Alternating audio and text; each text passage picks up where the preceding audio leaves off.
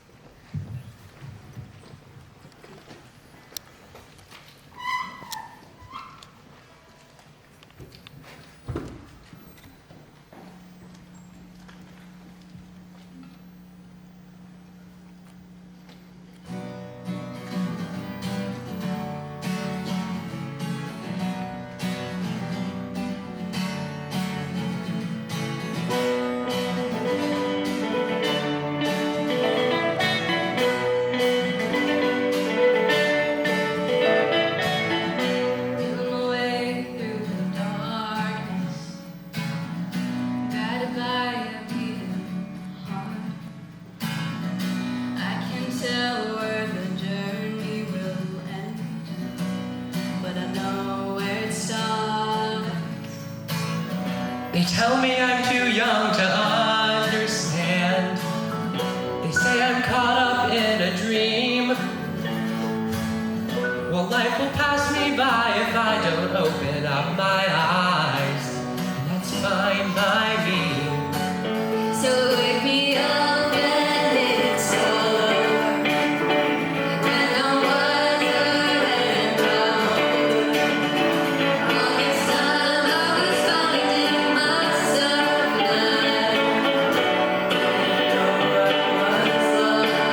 So wake me up when it's over. When I'm wiser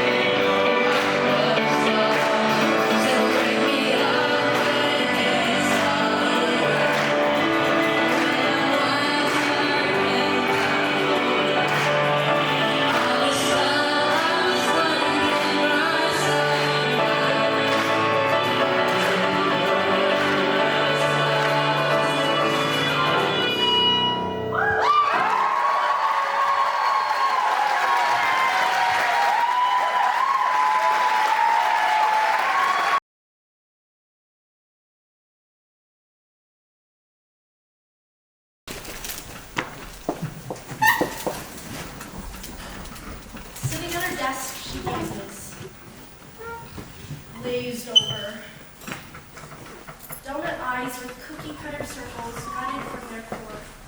Sleep still heavy on her lids as they droop willow tree lashes, hiding or covering used teeth. She is tired of being known as the overachiever, believer, succeeder. She is tired of doing it all, of being exhausted after working her ass off for God knows what. Maybe she knew. Maybe it was for their approval. Their hungry eyes that she knew only wanted to try and break off her armor to see the skeleton underneath. She still craved the validation that it offered that day, for whatever reason, paid attention to her. Pressured her to be perfect, but through it all, she knows she's just a painting, a sculpture, a piece of work made by others. In reality, she only truly is a skeleton. Wearing her body, her skin, her hair, her clothes, like a costume, hiding the fact that no, this is not her, she is an imposter in her own skin. A mirror for you to see who you want to be. Underneath it all, she is the same as everyone else. Nothing special. Just a puzzle of bones. So, she puts on this costume, this mask, drips molasses from her lips as she speaks, places swords on her hips, slicing through the crowd, making her way to the approval that they offer her. And on the screen, she shows them what they want. Olive tree-shadowed sun dappling her cheeks, thick-scented jasmine surrounding her stenciled figure. Her head thinks, I can't take it off. This mirage that I show them, they'll call me fake, even though that's what they told me to be in the first place. They'll still feel guilty. So know that they're right. Her memories were once joy-filled playgrounds filled with fondness and love, but now seem to her like a graveyard of broken mirrors that she used to see herself through. Worse copies that she'd rather forget. Because deep down, they only remind her who she really is.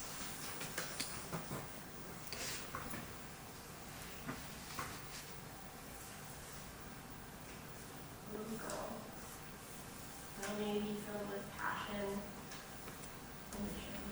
Smart, humble, kind, meek, and shy. There's so much love in her heart that it hurt sometimes when they didn't bother to pay it any attention. So much love that people would turn away, overwhelmed. So much love in her heart that she was willing to do what they felt comfortable with. Playing dress up to fit the stereotype of a little girl, just like what they told her. But the thing about little girls is that they grow up. So will I. I believe it. I hope to one day grow out beyond your gaze, beyond what you could possibly imagine. I will take your pressure and I will emerge a diamond. I will step onto the stage and breathe, not in my costume, just me. A real human being, you know? Puzzle of bones and imperfections. I will be the one in their memories 50, 100 years from now, and I will be remembered for me.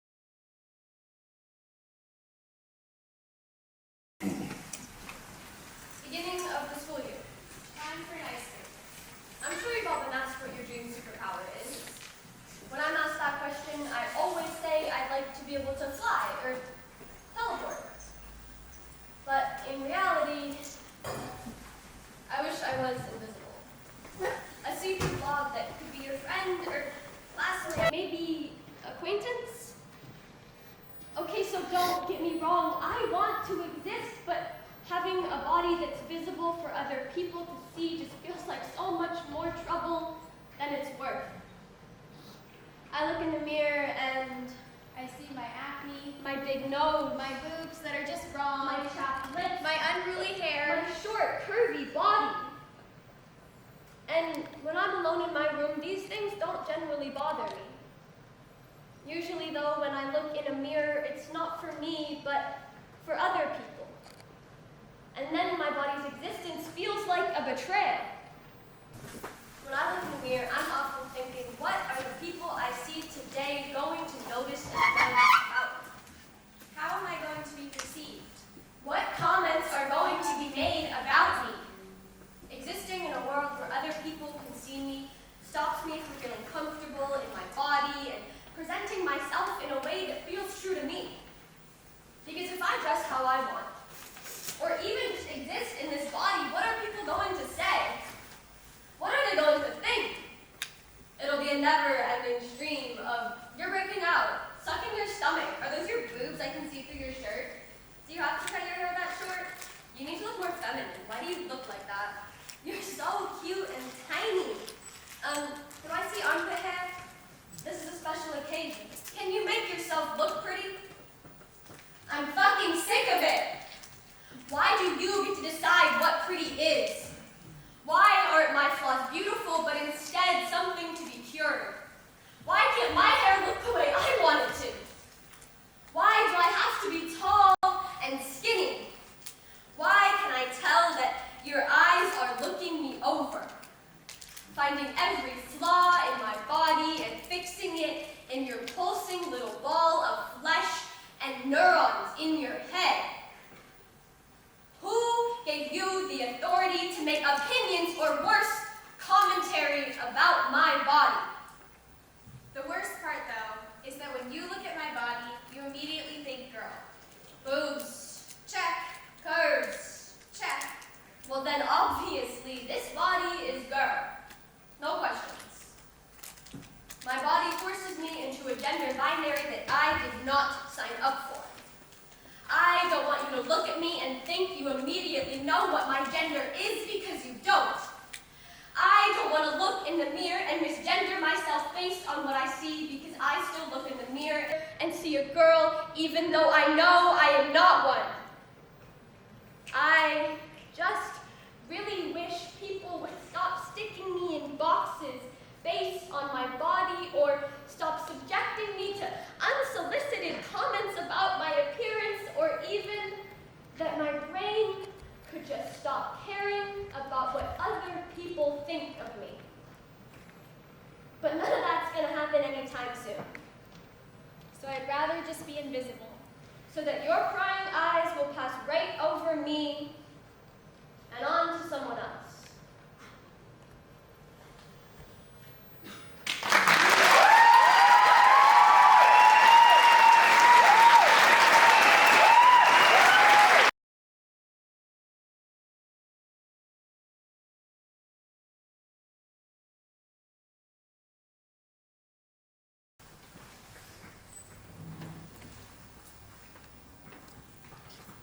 I have the greatest grandma in the world.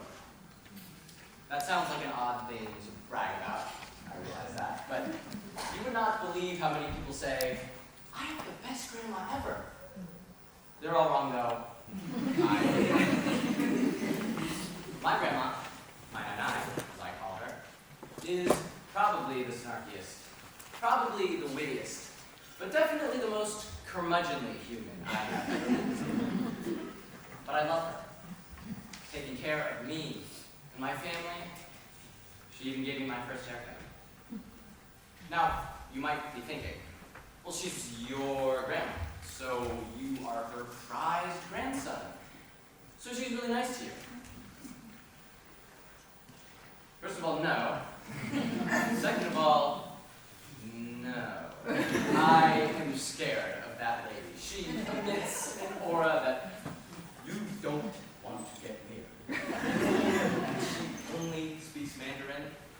So if I ever want to communicate with her, I need to get on her level. And my Mandarin is...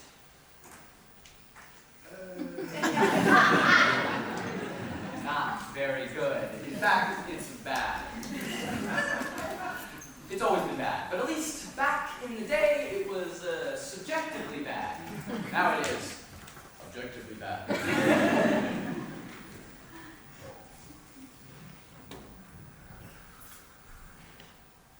never know what to say when I'm around her. She gives me this look. Whenever we're together, we're talking, whenever...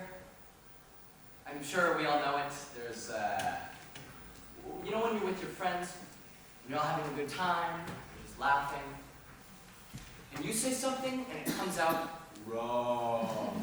Like, really wrong. Maybe you didn't mean it that way, but boy, you were like, I probably shouldn't have said that. And alarm bells start going off in your brain, and you're like, why did you say that? Why did you say that? But because I'm speaking Mandarin, and I don't know if I mentioned this, but I don't really know how to speak Mandarin all that well, my brain is just kind of like, I don't know.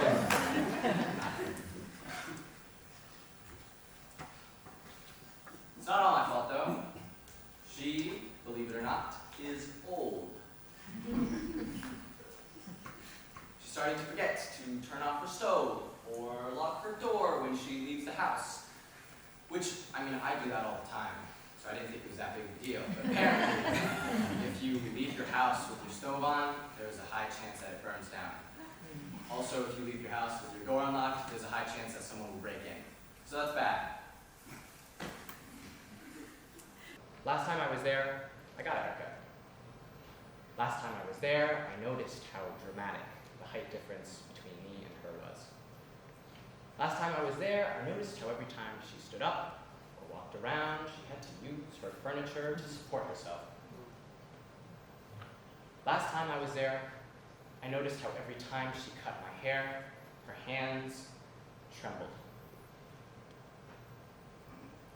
And that haircut came out looking like a used toothbrush.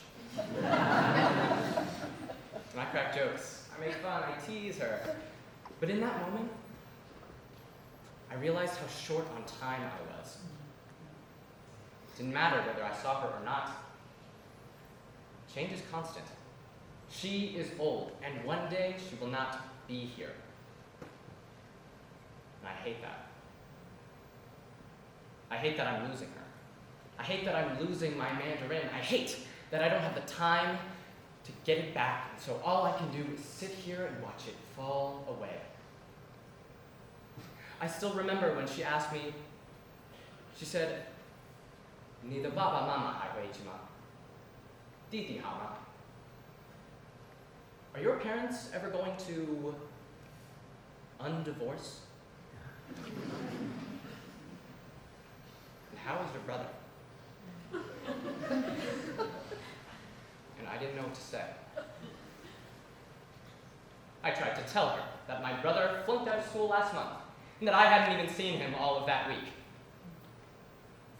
And my parents, my fucking parents, who after 20-something years of having a happy relationship, a happy marriage, building a family, decided to tell me and my brother last summer that they were going to get a divorce. They are never getting back together again. And I tried to say that. I tried. But my Mandarin is so basic, so elementary, so shit, that I couldn't say any of that. All I said to her was, they're fine. And that killed me. Because I knew in that moment that there was a barrier between me and her. There was a barrier between me and my fucking family. And I don't know how to get around it. I hate change. It's work. It takes you out of your element. It messes with your status quo. And yet, it's necessary. My parents getting a divorce was one of my lowest lows. I'm not even over it yet. But I know ultimately it was the right call. Had they stayed together, things would have gotten much, much worse. It will be all right. My brother, my little brother, is not going to stay the same little brother that he was. can't hold his hand and walk through life, and neither can he. He's got to forge his own path, his own line, his own world, and I need to let him do that. He'll be okay. Even myself, and many people, some of you are sitting in this crowd. We're taking a step into a big world soon. That's a change that's going to take time and adjusting to and figuring out and messing up, but it will be okay. We're not the first to have done it. I still love my Nana. Even now, we are a world apart. I still love her. Life changes. Changes her. Changes me. Changes everybody. But change is like getting a bad haircut. It sucks at first, yeah. But eventually, it grows out. And it will be all right.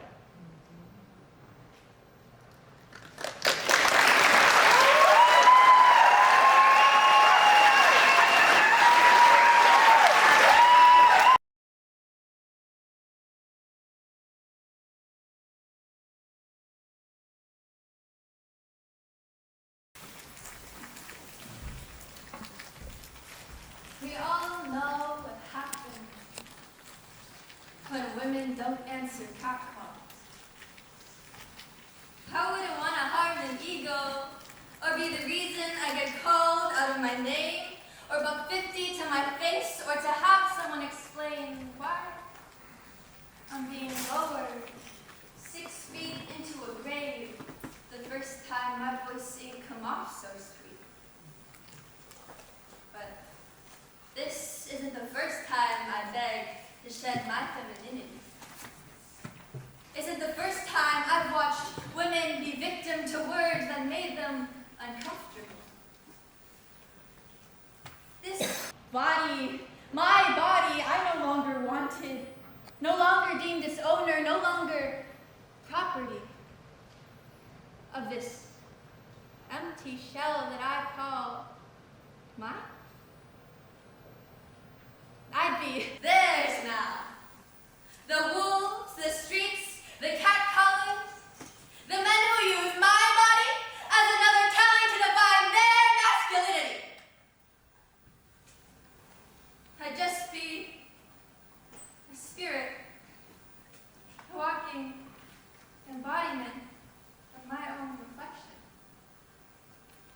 So, tell me, where do I liberate this flesh? How do I sacrifice this vessel? How do I turn my trauma into triumph and free my mind from shackles? As a woman? I was born with a bounty on my head. I'm from a house of disappointment. From joints and liquor, I am from loud arguments and the excuse makers. I am from the alien family. Every move I make, I am closely watched. I am from crystal waters, from the roses laid on my best friend's grave. I am a graveyard of where your hands were. Except these tombstones are hollow. I am forced to watch you put your hands on me without my consent. There's always a mirror with the same disgust staring back. It tastes like my mother's bitter soul. Some days I think I'm more victim than survivor. I close my eyes and suddenly I'm home.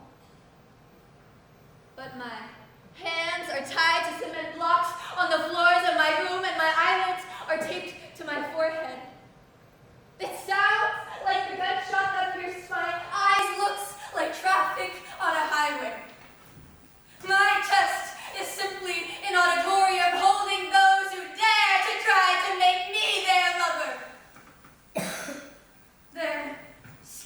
their sunken bodies rest in the caskets behind the curtains, and in their last dying breath they said, "She was way too easy."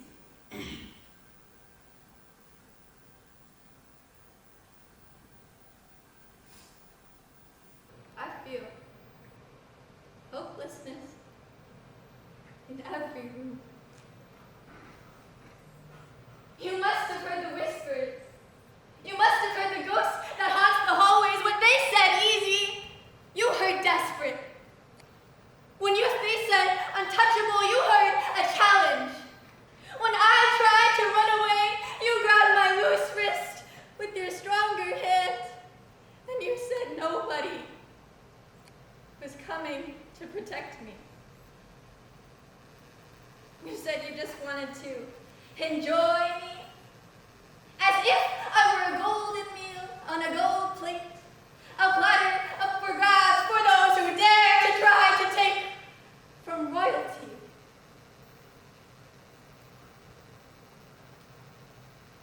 I felt as if there wasn't enough scrubbing I could do to get the fragments of your nails out of my skin. Wasn't enough dusting I could do to clear my mind from thinking that it wasn't entirely my fault.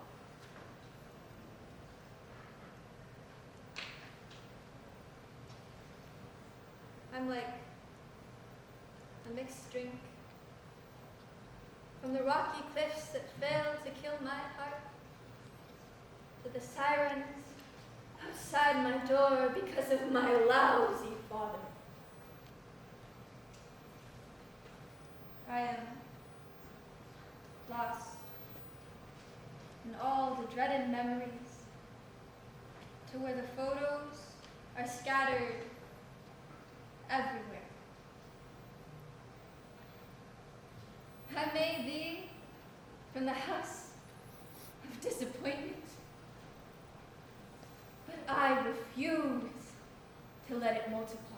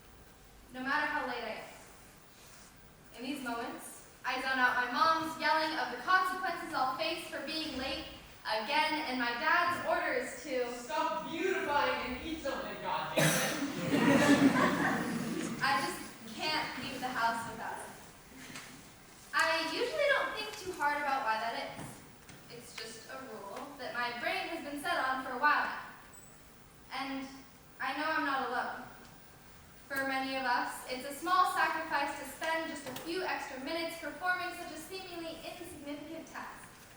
when doing so means the avoidance of confidence-shattering comments, like, You look really tired today.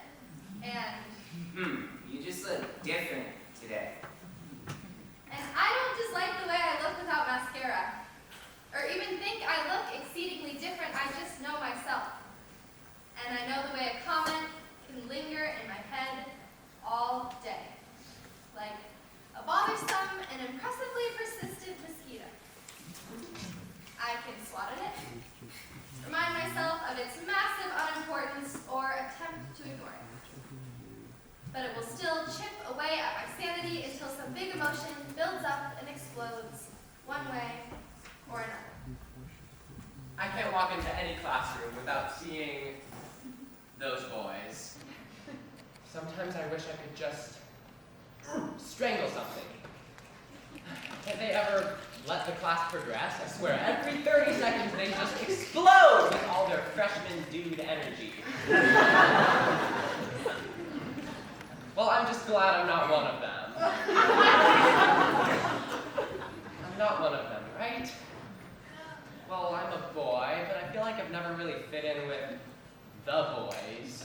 I find that a lot of boys at school can be kind of difficult to be around. When I was younger, I had so many friends. In middle school, I really started to feel like I was liked and appreciated by people. Even the annoying boys were kind of bearable. My friends were people who understood me, understood my interests, my personality, my humor. Now things just feel different. I have broad shoulders like a boy, and yet my hands, though vascular, are small and dainty. My hair falls toppily around my face, mimicking that of the boys I used to play baseball with. And yet, when tucked neatly behind my ears, I resemble my abuelita at age 15, ripe with femininity and grace. My arms lack the strength I will them to hold, and yet they're still stronger than they were a year ago.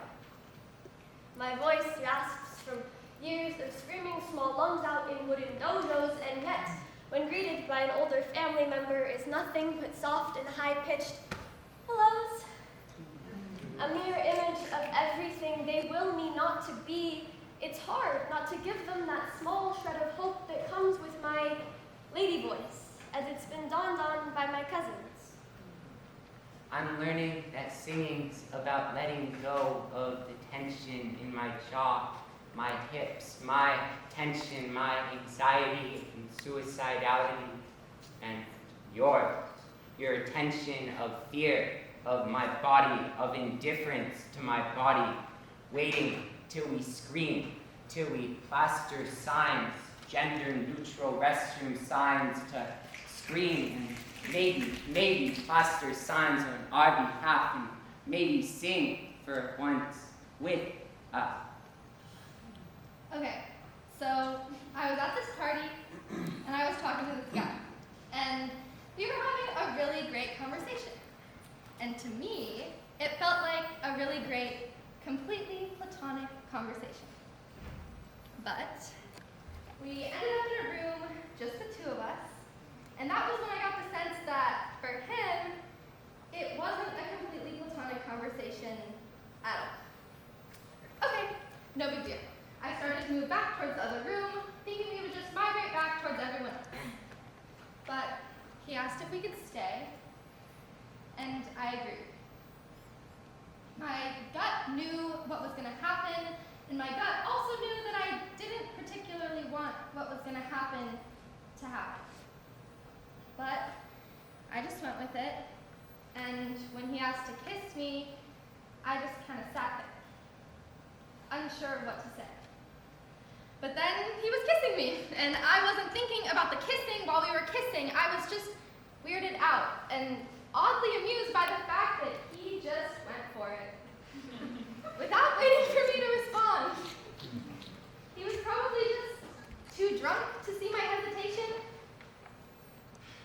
I wasn't upset or anything, I was just confused, because I was kissing someone, but I wasn't feeling any of the warmth and excitement that you're supposed to feel when you kiss someone. A couple of days later, I started wondering if I had made the right decision.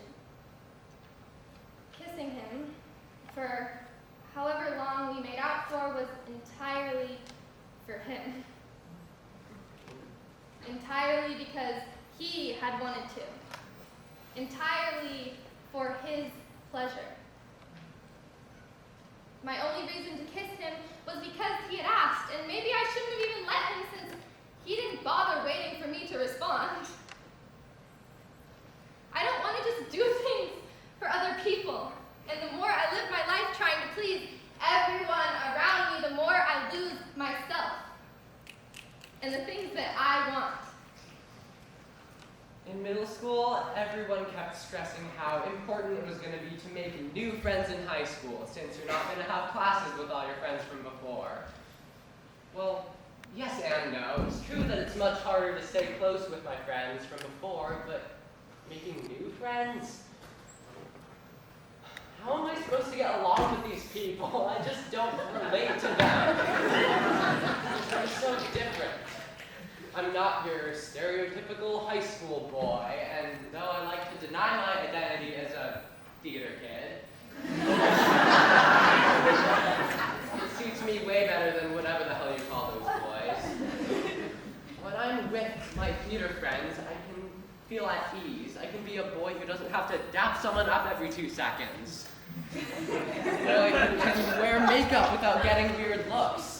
A boy surrounded by kind, loving people with some sense of maturity. A boy who can feel his own feelings and be understood by the people around him. A boy who's just a person. I've known I was different since when, at 3 years old, I proudly explained to my dad that I wanted to shop in the little boy section of the Old Navy because I'm Spider-Man and he's a boy, so I must be one as well. I accepted the fact that I was different, and at age 16, I told my dad I was non-binary, and he embraced me with a tight hug and simply asked, "Does that change what you want for dinner?" Something about the fact that he didn't make a big deal out of it made it all seem so much more digestible. I'm stuck. I'm trying to navigate between two worlds, two sides of my life. I love my old friends. I want to have them with me as I continue through my life, but I just can't seem to figure out how to be myself around them. I don't want to let them go. I just don't really connect with them as well. I can't talk about my interests without receiving questions like, "Oh, do you like Hamilton?" So, I bounce around. 1 minute I'll be theaters. The next I'll be I don't even know what. I wish I didn't have to change my personality based on who I'm around, but I also wish that war didn't exist. Why is it like this? I'm learning my song can paint maps on these walls when together as suffering, privileged, and hopeless people, yearning people pleading. When we sing my song, our songs, a map will glow off these splintering walls, and I'll find home in a slutty, euphoric, and low-cut and cherry red skirt. I guess at the end of the day, I'm just a boy who sometimes pretends to be someone he isn't, a boy who knows what makes him happy and who walks through the world knowing that someone loves him for who he is. And although things like how my pants sometimes accentuate my hips too much, or how I worry that I compare to a guy in those departments, or how I sometimes envy my little brother for how the world sees him, I know who I am. And that's something that small hands and soft voices can never take away.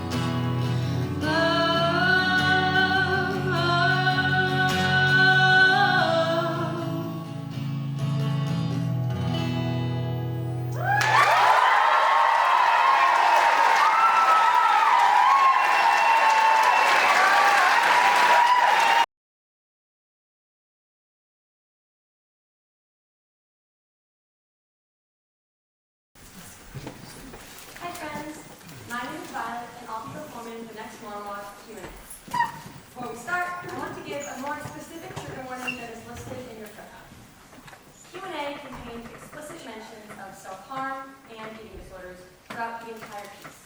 So if these are sensitive subjects for you, please feel free to take the next few moments of darkness to step out into the hallway on your right, or take care of yourself in whatever way you do. Thanks so much for coming, and I'll be back out in a few.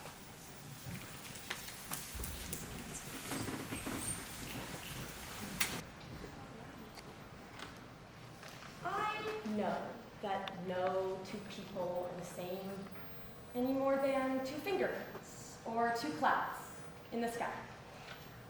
But for some reason, that isn't reassurance when I question why I can't be just as good as someone else. So do not ask me for answers on why I starve myself some days and binge on others, or why carving scars into my skin is how I cope with self-hate. If you see that my abs look particularly prominent today, do not ask me for my workout routine or my meal plan, as if I haven't tried everything, from high-protein diets to diets consisting of water and a stick of gum. Do not ask me why I don't want to hear how much or how little you've had to eat today, as if I'd be able to just brush it off, not replay your words over and over in my mind every time I go to take a bite, whether to justify my binging or guilt myself for fueling my body. If you see a pretty girl on TikTok or Instagram with a body of your dreams, do not ask me why I don't want to see a picture, as if I wouldn't obsess over her, criticize every inch of my body in comparison to her own. Not because I don't think she deserves praise for her beauty, but because I simply can't handle being reminded of a level of perfection that I'll never reach.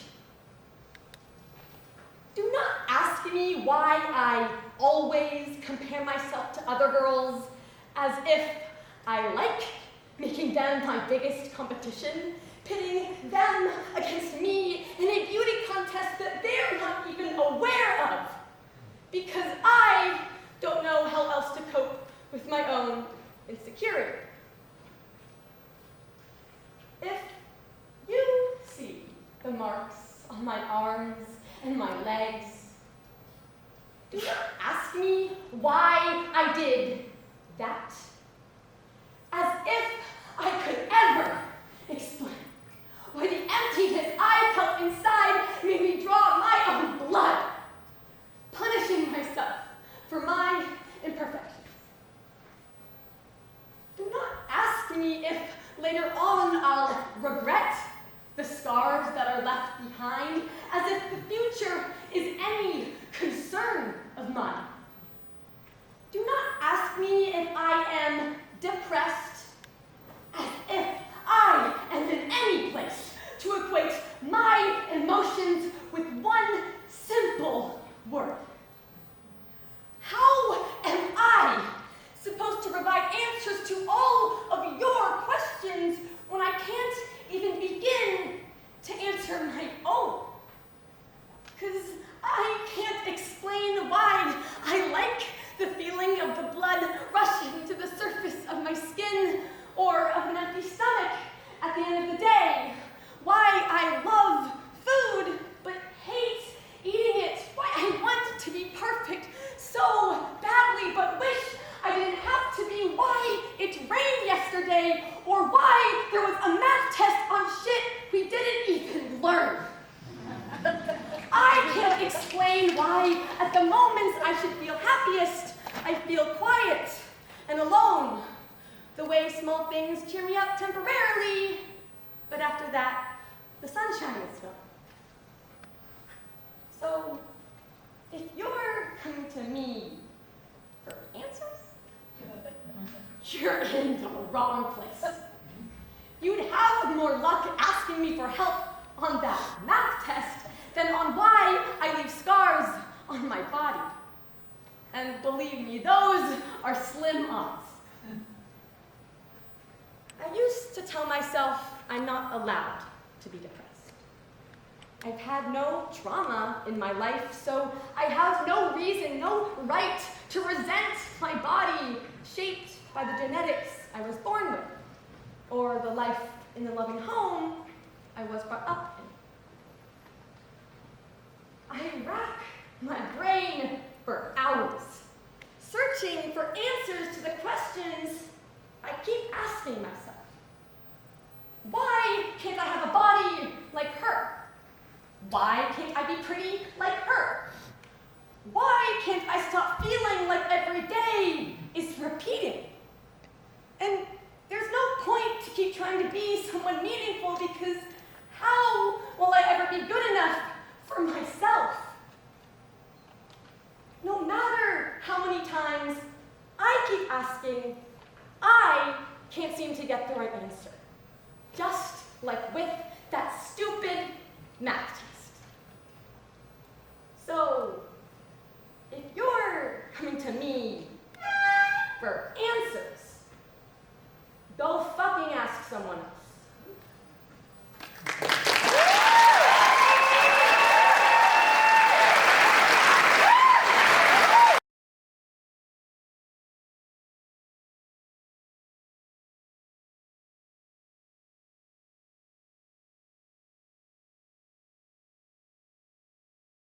Day, I miss you more. They say it's normal, that it'll pass eventually. And while I understand that, I also don't. I want you, I miss you, I miss the life we had, at least most of it. I miss your smile, and I miss being one of the reasons you smiled. I miss what could have been and can still be. They say we were too young for how intense we were, and I think that's true, which is why I have hope. Hope that we'll end up in a certain city, hope that we'll be more mature, mature enough to lead the life that we always wanted, mature enough to handle the adult relationship we want. I hope you'll still love me enough to want a fresh start outside of high school. I hope 1 year changes us in all the right ways. They say I shouldn't do this, that I should just let go.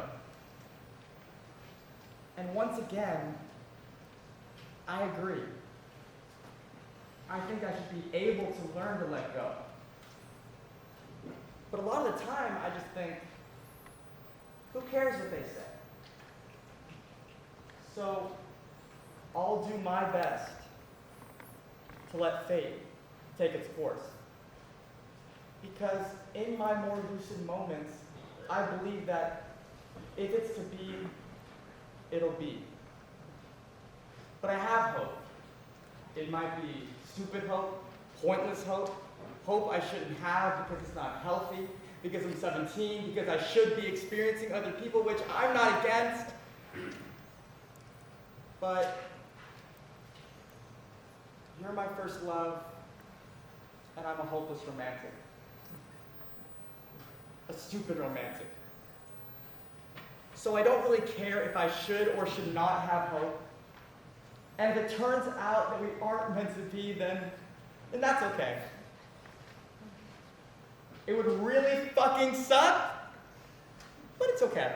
I think I've learned to be more than just functional. It would be okay. So regardless of how all of this turns out, I have hope. I have hope. I have hope.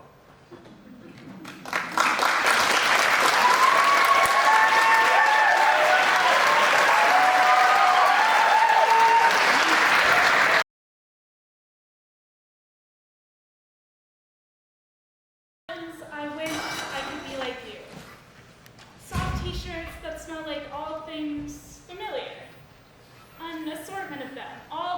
material and brand with different sleeve lengths and sometimes even necklines. An organized system with expected resulting outfits. Comfort and familiarity. Your silly, soft, caring gaze, chapped lip smile. What's wrong? The bold side of you that asks for attention in your own unique way. Scattered coffee candy, indexed hard to-do list, neon post-it notes, unapologetic presence. Even your so-called flaws bring me comfort. Your double chin, soft stomach, holes in your favorite clothes, mussed up hair, puffy crying eyes after watching our favorite K-drama together. These things are familiar and warm. Your familiarity brings me comfort.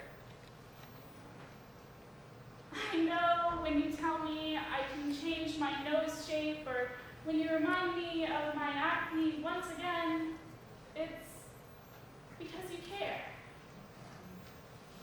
I know the edge in your voice when it comes out every day at that time, the way your accent comes out more when you're upset. You clean the house furiously in those times.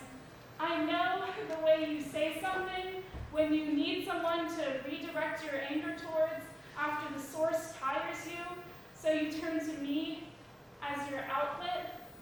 I know the numb pains that go through me when you tell me how ungrateful I am, or how my so-called depression is just an excuse for my lays, or when you call me a bitch, or when you bring up my snowballing grades without bothering to think about why they're doing that, or when you dehumanize me, or when you ask me what's wrong with concern in your eyes, then proceed to strip every single piece of it.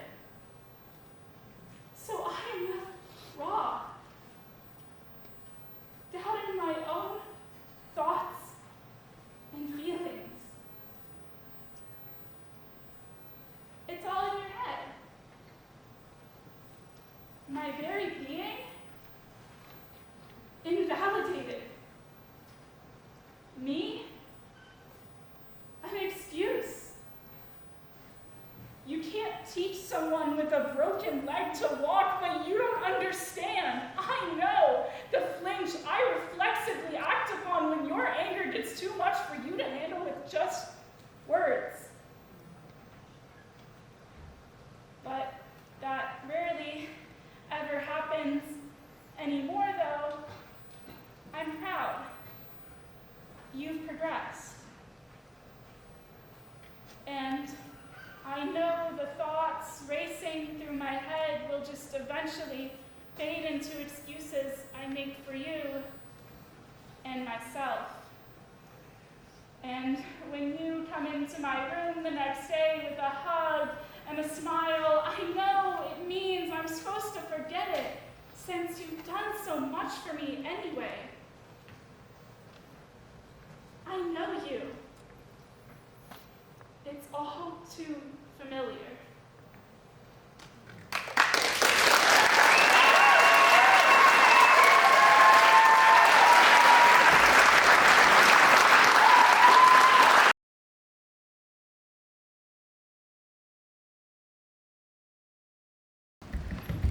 Dear Diary, hi, wow, Mom and Dad really got me a diary, and you got me you. You are my best birthday present. Shh, don't tell iPad from Grandpa. You're even my favorite colors, purple, yellow, and green. Just so you know, we are going to be best friends. I'm so happy. Ah! I went too fast. Let me tell you who me is. I'm your best friend forever and also secretly a fairy. I'm 6 years old, Aya's birthday today, and you are my fairy whisperer to talk to real fairies. I mean, other fairies. My mom says I'm cute and I like to sing and dance. When I'm older, I will be an even bigger fairy, and very pretty dresses too. I like to eat ice cream, and Mom's cooking from Indonesia. Big words, so you know I'm really smart. I don't like to talk to anyone, but Mom, maybe Dad, and best friends. You! My little baby brother doesn't talk yet, but Mom says he's also cute. Yes, diary, that's all. My first wish is to be a grown-up, so I can be even better. Thank you! Hi, diary.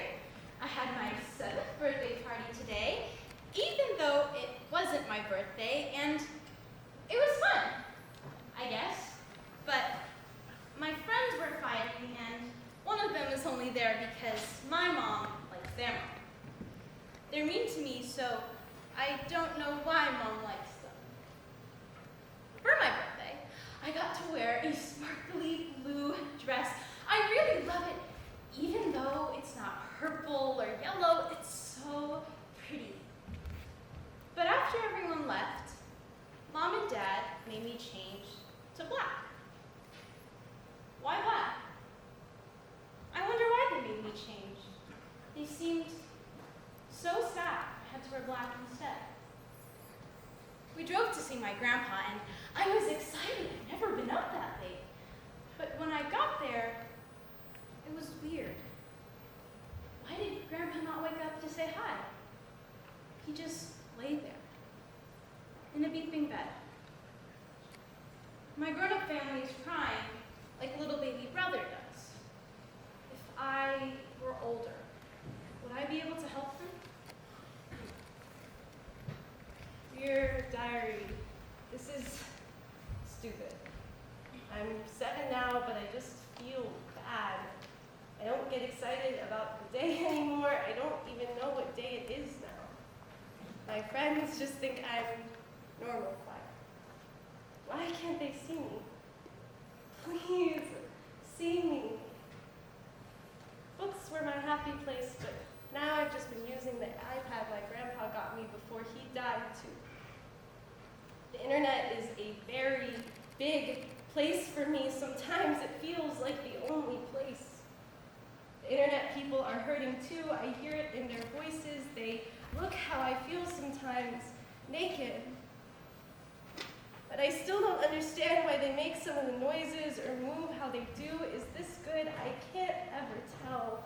This feels bad. Please get me out. Diary, I'm back to you again. I swore I wouldn't use you because these are for little kids. But I guess I'm wrong. I'm supposed to be older now. My mom doesn't like me anymore. My dad won't look anymore. They've never seen me, but they've always noticed I was here. Why is that gone now too? They took my iPad, the last thing I got from Grandpa. My mom was crying, and I feel so bad. My friends don't like me anymore. They're always mad at me. I found out my friends made a club dedicated to the hatred of me.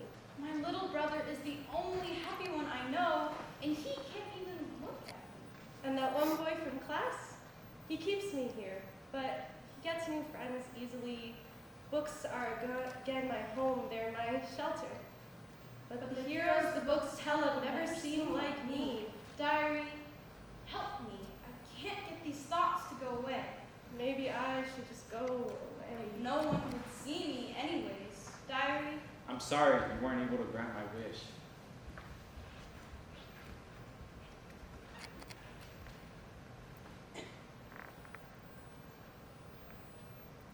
Hey, diary. It's been a while. I'm 16 now, isn't it crazy how time flies? One day you think you've grown so old, and then all of a sudden you're merely a chick, learning how to fly yet again. To be honest, I didn't think I'd be able to write this, but here I am.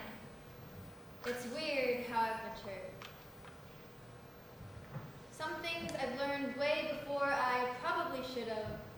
New learning steps, boo-boos, and the occasional friendship bites to others, for me, were far more. Life-changing, uncontrollable events, trauma, and broken pieces of my soul that left me, along with the people I trusted them to. I mean, I was only 7 when I dreamt of giving myself to heaven. I should not have had to go through that. I did not deserve that. To everyone here and beyond, it's important to realize that being alive and the amount of life you truly live are two very different things. Don't underestimate the maturity of the youth, because life already had things in store for me. There are some things that people didn't have to deal with seeing prematurely back in the day that the internet grabbed me with and pushed me down deeper into rabbit holes of unwanted and violating information And misinformation that became so muddled that they changed my perception of what love is supposed to look like. When rabbit holes were supposed to remind me of Alice in Wonderland. And sometimes I just get so angry that why did they get to enjoy their childhood of rainbow puzzles? Meanwhile, I struggle to piece together my life. Why did she, that little happy me, not get to live past 6? But then again, here I am. Maybe I should feel grateful. After all, everything you've gone through has shaped you into who you are now, but do I even like the person I am? And then there's that again. I am. 2 words so powerful, more meaningful than you know. I am. So, diary, I want to give myself a welcome back to living, truly living. I feel like too often I underestimate what life can bring just because I'm young. And too often, older generations invalidate young people, underestimating them because of how long they've been alive. But look at me. Look at me. Can't you see how hard I'm trying? How we're all trying.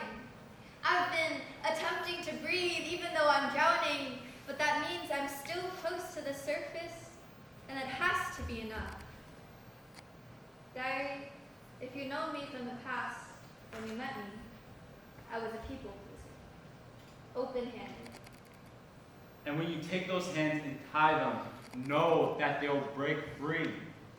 This is for the favorites who show their true colors. To purple, leaving a bitter taste of betrayal, never looking past your reflection, self-serving is your favor and your flaw. Never again will I serve you to lose myself. To yellow, inviting you in with a smile down the rabbit hole, your exit blocked by mass faces offering you a cookie, with the words, grow up, that you have no choice but to eat. My trust is no longer in your hands. To yellow, masking envy with ignorance, all the better you believe, others less than they might be. But you'll never know what they might be. All caught up in the movie you watch and rewatch to notice the present. All the living moments I lost to you, they will keep fighting to be seen. To you all. Don't mistake my kindness for naivety. Don't look at my smiles and see it as an invitation to indulge in your greed. Don't take my forgiveness for granted. I don't hold grudges, but I do remember. And do not mistake empathy, compassion, and chosen vulnerability as weakness. I hope you learn that these things do not come easily. And these things are not because I'm too easy. They come from strength. And that is something I had to learn to understand. Now when my birthday comes, I am thankful that I can celebrate it. I guess what I've learned is that yes, I'm glad that I stayed. That when life throws you curveballs, just keep on trying, and you just might hit it. That even rock bottom can become your foundation for strength and love. Dear me, remember that I love you. I love you. And you deserve to let yourself live.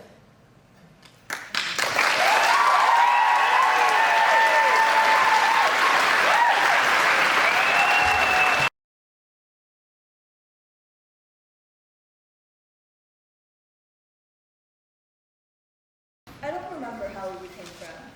Do first graders really even make decisions? I remember getting along with the girl assigned to be my reading partner, but I can't recall the first time we played on the yard, I went over to your house, or called you my best friend. It was probably more just that our moms liked each other enough to organize playdates and make small talk while we ran around the park. But regardless of how it happened, I feel so incredibly lucky to have you in my life. My best friend, adorned in stripes and polka dots with long, dirty blonde hair you brought me a bundle of when you got it cut, knowing I loathed the bob I'd been forced to get after my attempt at DIY layers.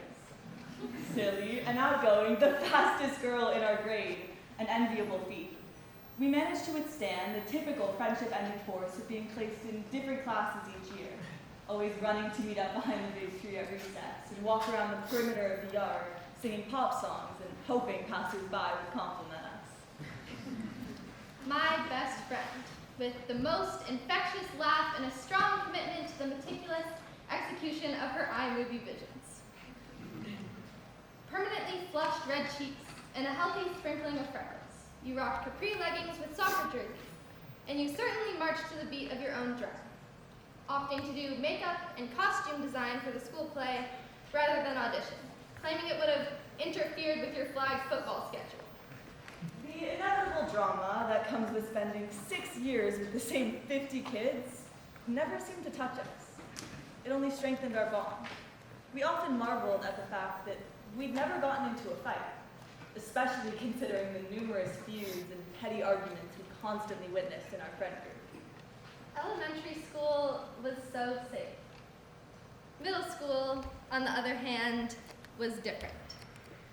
Suddenly girls were telling me to kill myself at 8:30 in the morning. I found myself in shock in moments like those, unable to speak, but knowing that I didn't like the way my cheeks heated up or my mouth went dry. I realized that the bubble I had been living in had popped, that in real life, people were meaner in nastier ways that I had to protect myself on my own. I envied you, because your bubble seemed to still be intact. Your cheeks would still heat up with the same carefree laughter. You still spoke loudly and confidently, and you walked around like you knew exactly where you were going. I liked walking with you. When I walked in your way, when I held your hand, I walked in your way, with sure-footed steps and eyes up ahead. On my own, I kept my head down.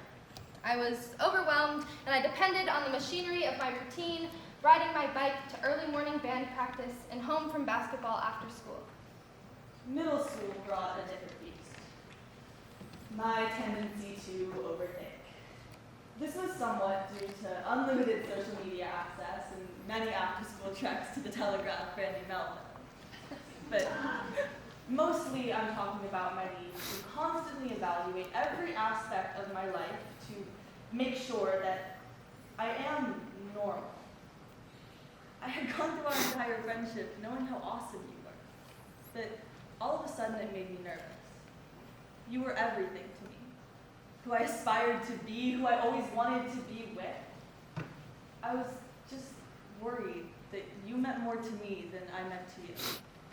And now it's high school. Holy fuck, this is so bad! Like, really, really, really bad. This is one of those times where it happened and I didn't see it coming, and now there's nothing I can do because it happened. And I know nothing will ever be the same. Nobody around me can understand because they weren't there.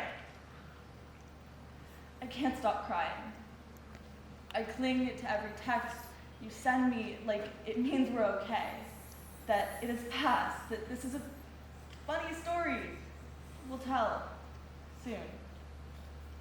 I remind myself, you've always been bad at responding, so everything is normal. And try not to think about how your parents must hate you. I just feel weird.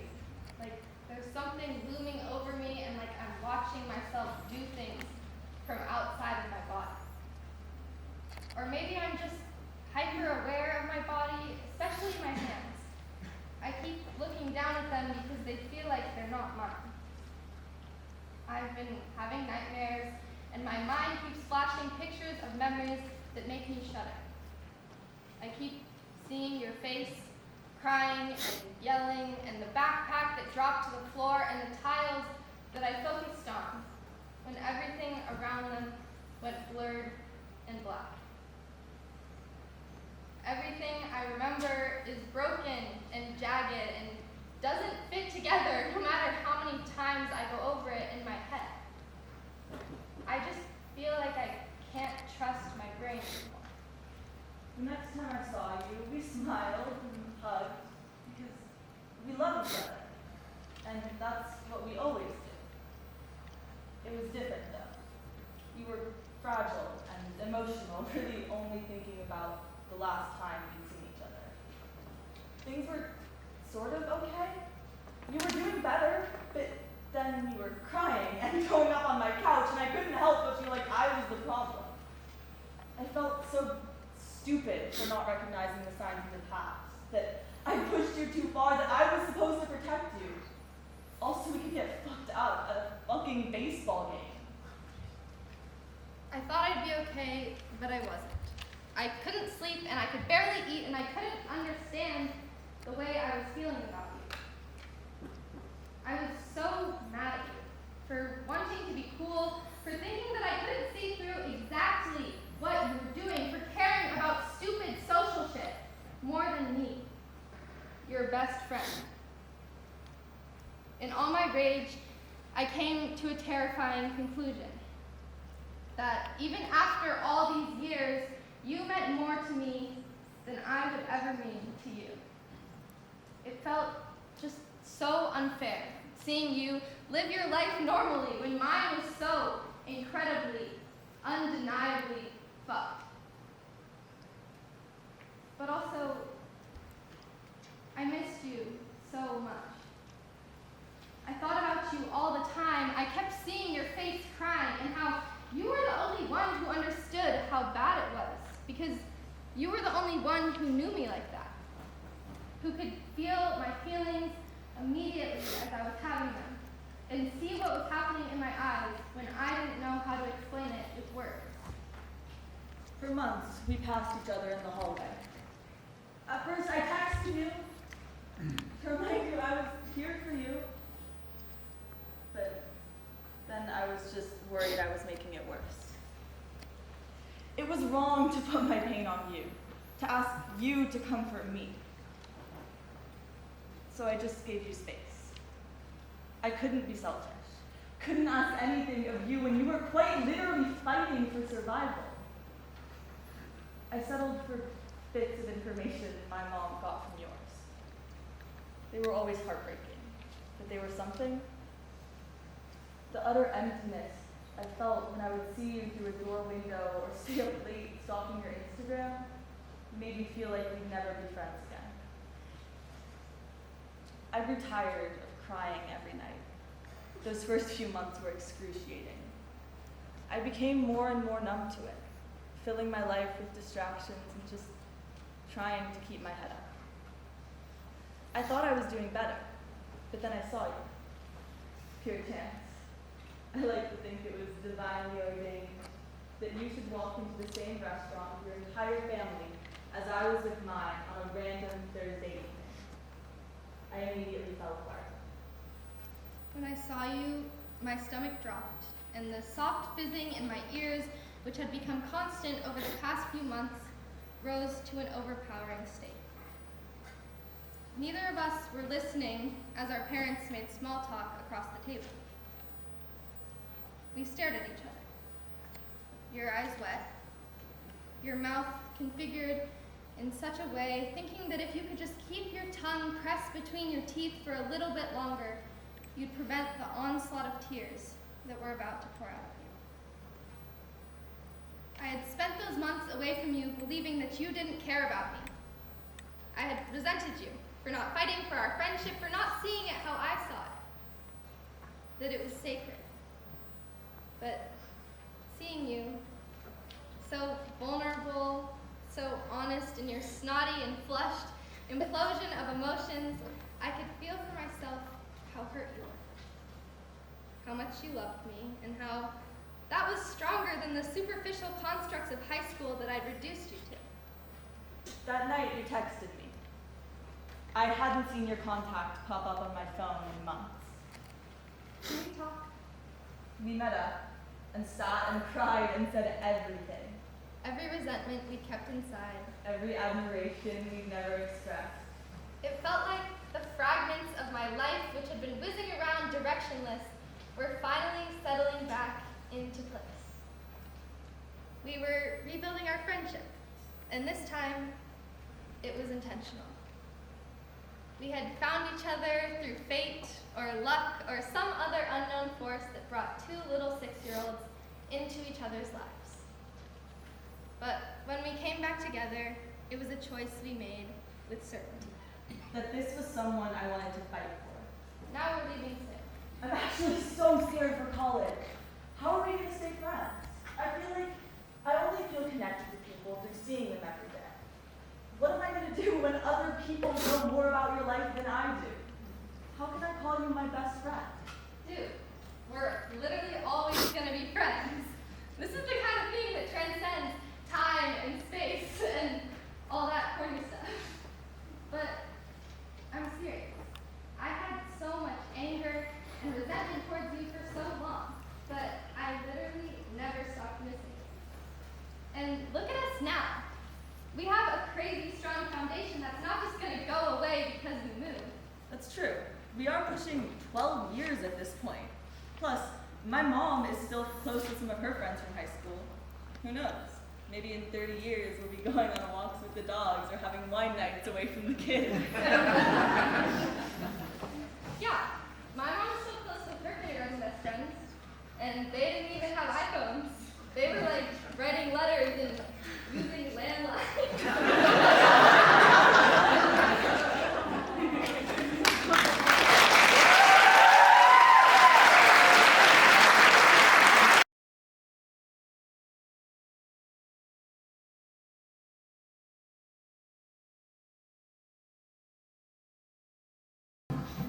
What's in me to talk without saying words?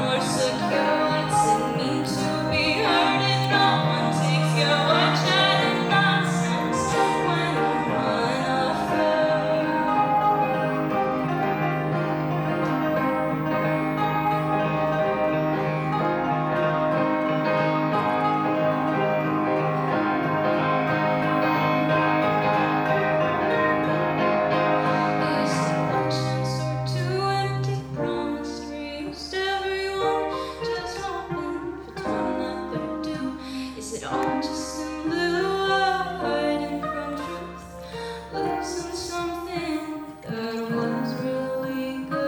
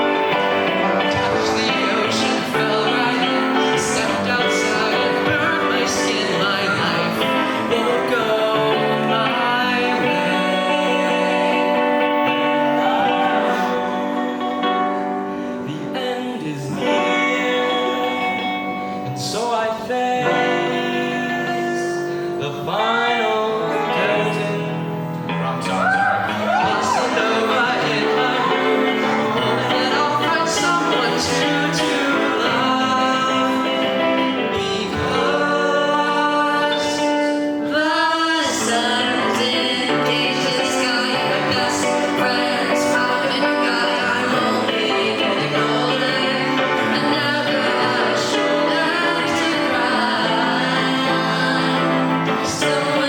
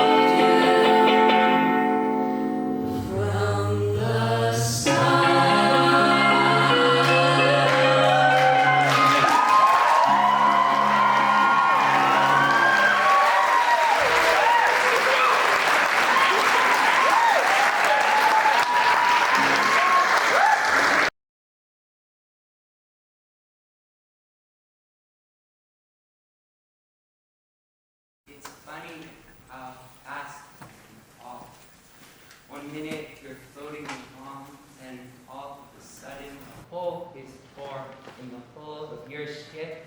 Water is filling faster than your plastic bucket can take it out, and you're going down. Down. Down. The plastic bucket used to be enough to keep me afloat.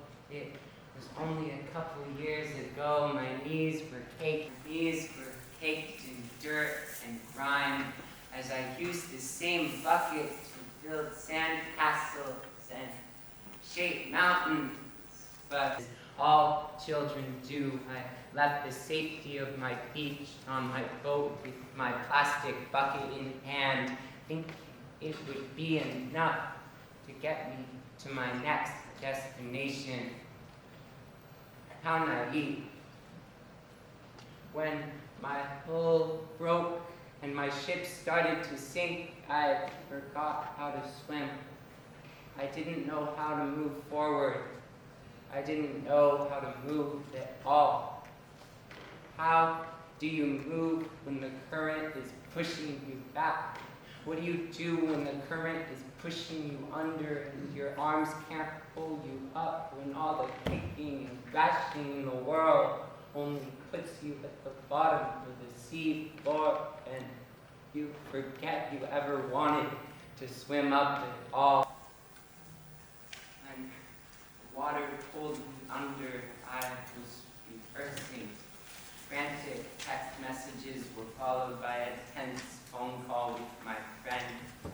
He was worse. He wasn't doing good. He told me about his long sleeve shirt. His father on the first flight over, and the way they had been taking turns watching him. Because if there's something sharp in the bathroom stall. Tears were tickling the back of my eyelids, threatening to spill over the starboard side of my flimsy boat. My gaze was stuck to the concrete floor. Then, just as I thought that maybe I could get through the night, I hear, "Are you okay?" My body crumbles as I cannot hold back the rain from filling up my boat. I don't remember where she carried me or how my feet moved. All I remember is the way my heart turned to water and became the very thing trying to sink me. She breaks my cries, whispers of, "It'll be okay. It's not your fault." Over and over, over, until I slow sobbing and my breath heaves as my lungs lift 50-pound weights in my chest. I almost fall over as my legs adjust. An extra 50 pounds I now carry. I wrap my breakdown into a neat box and shove it in the hole I now have in my little boat. I smash some dirt to hold it in place and decide I'm over it. I've moved on. How naive.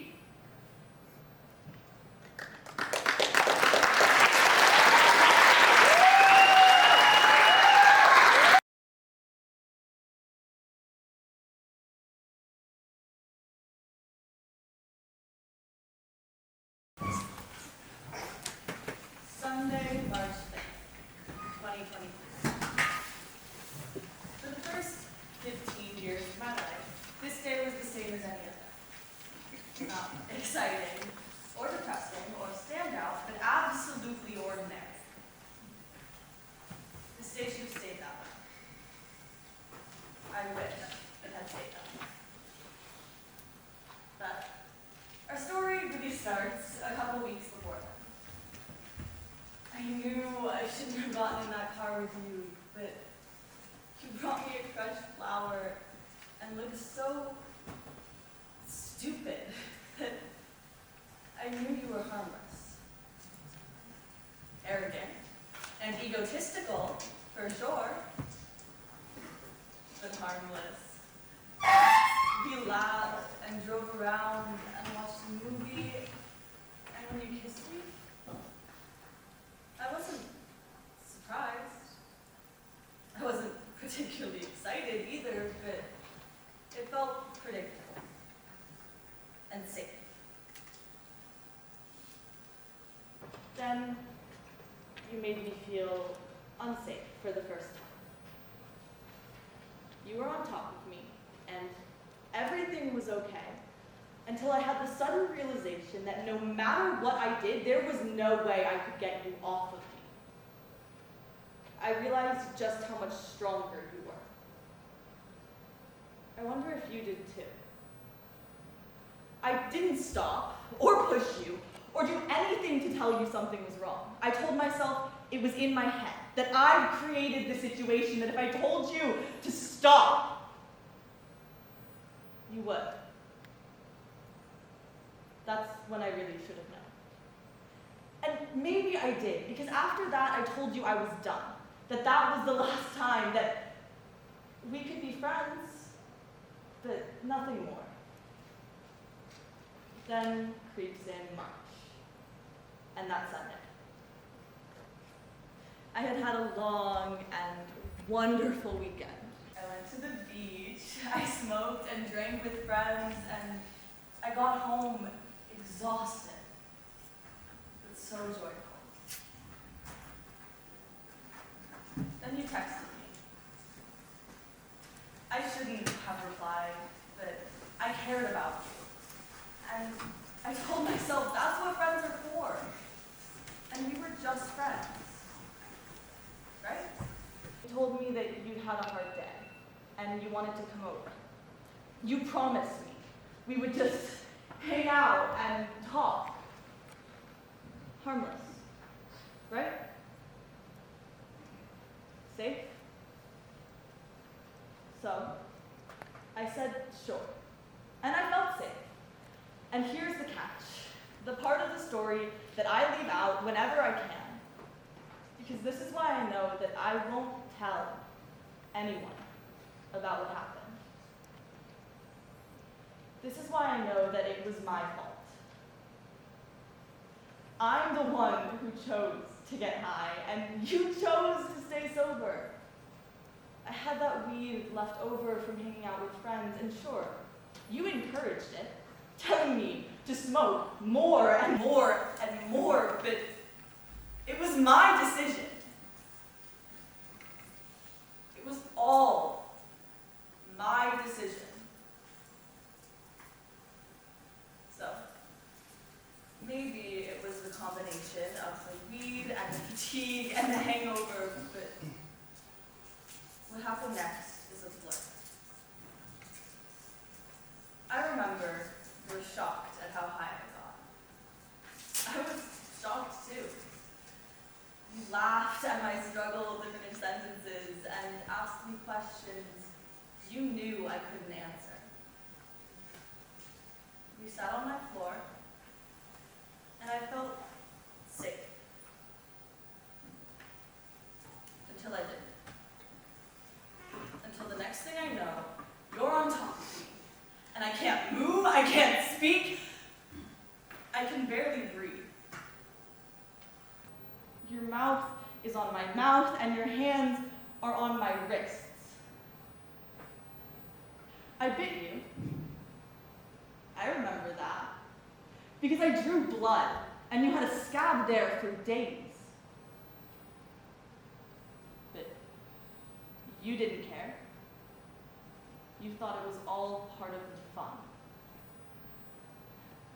I tried to raise my arms up to shove you off of me, but you squeezed my wrists until I had matching bruises on each one. You moved your knees so that they pushed down on my legs, preventing me from kicking you. You pulled off my shirt and yanked down my bra, and I remember that I thought that was my moment to tell you that there was some misunderstanding. but I couldn't get the words out. I raised my arm again to shove you, but you grabbed my wrist and you slammed it back down on the floor. I made one more effort to try and tell you that this was a mistake, that I wasn't angry, that I just needed you to stop. I held my breath and hoped you'd notice and check in. But when you noticed I wasn't breathing, you laughed and told me this would be better for me if I breathed. I was so confused. My mind was moving so slowly, and you were moving so fast. I don't remember how we got on the bed, but I remember staring at this one spot on my ceiling, where the paint is thin and makes an indent. I remember staring at that spot and feeling as if everything you were doing to me was a distant memory. Unchangeable, but far away. I remember you shoved your hand down my pants and your nails left bloody scratches behind them. And that was when I started to cry. You noticed that. I think that was when the adrenaline wore off and you realized you fucked up. You stopped. You mumbled something about it being late and you needing to get home, and you left me half naked on my bed, sobbing, with bruises on my wrists and scratches on my stomach. And then I apologized to you. When you texted me later that night after I'd showered and cried, you told me that you'd had a good time, but you were angry about your lip. And I apologized to you. I truly felt like it was my fault. Like I had tricked you into assaulting me. I didn't even name it as assault for the first few months after. It could have been so much worse. Calling it that, even in my head, felt like lying. I'm beginning to understand that it wasn't my fault. I had told you I was done, and you took advantage of the fact that I was high. My not being able to say no doesn't mean that I said yes. Leaving bruises on my wrists and scratches on my body are not accidents that happen when you get carried away. But I still struggle to blame you, and I don't think I ever will. I look at the men in my life and I wonder, if they were put in the same position as you, would they have acted any differently? Would they have acted worse? Was it just too good of an opportunity to pass up? I'm dreading this coming March 5th, because that means a year will have passed. This means that I should move on, that night will truly be a memory. But it doesn't feel like that. I have to sleep in the bed that you assaulted me in, and stare at the spot of paint on my ceiling and wake up crying because I still feel you on me.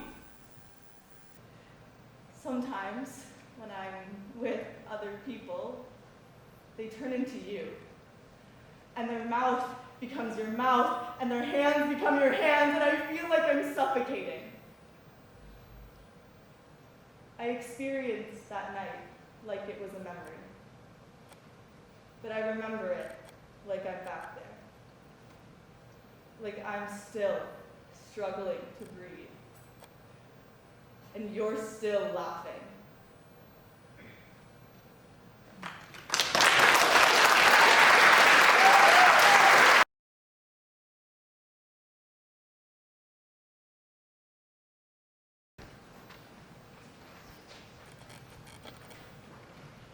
I don't really get it. It doesn't make sense in my little teenage head how you can be so cruel to the people who you love, to your own child. You say it's for my benefit. You say that I'll thank you when I'm older, that I'll see all along you were only doing what was best for me. But how is running upstairs sobbing what's best for me? I don't want to be another teenager complaining about how much they hate their parents, and I don't even want to hate you. I wish we could be like the daddy-daughter combos I see in movies where you buy me my favorite meal after a long day without me having to ask. I want you to say you're proud of me without it sounding like an apology for your behavior. I want the quiet mornings where we drink tea and read books together, not to feel like the beginning of a crescendo to a never-ending ballad of tense dinner tables and knowing looks. I want to like you like I did when I was a kid. I want to love you like I can't live without you, like you're a rock in a restless, tired ocean. But instead, I'm sitting on the couch, crying, as I nod at whatever you're saying, because all I can hear is the racing thoughts of my excuses and your disappointment. I used to think it was my body that made me hate myself, but I'm beginning to think it was you. After all, it was you who tore down my intelligence, who made me feel like butter under a heated knife, who made me feel like a ball of yarn being batted around by a cat, unable to divert your attention and powerless to stop you. How did this happen? How did the first faces we saw become the enemy? When did the good times run out and get replaced with fights in the kitchen and slammed doors? When did the relationship become parasitic, with the people who say they love me demanding more than I can give? Why is who I am not enough for you? We are tied to our parents in a debt that we never signed a contract. Tethered to them by the simple fact that we can't defend ourselves from the world. Or so we're told. We are social creatures, meant to form relationships. And yet, the very first relationship you will ever form is often the first to crumble. Because our parents have a vision for how we turn out from the moment we are born. Every lesson they teach us, every opinion they support, informed by whether they see us becoming a housewife, a lawyer, or a scientist. And the moment that reality doesn't align with their expectations, the moment they see you'd rather be an artist, a stoner, a normal teenager, for God's sake. That's when we start to see that our parents are people too. And people can judge and tear you down, humiliate you, sabotage you, be disappointed in you. Running feels like the only option to escape the truth that you aren't who your parents wish you were.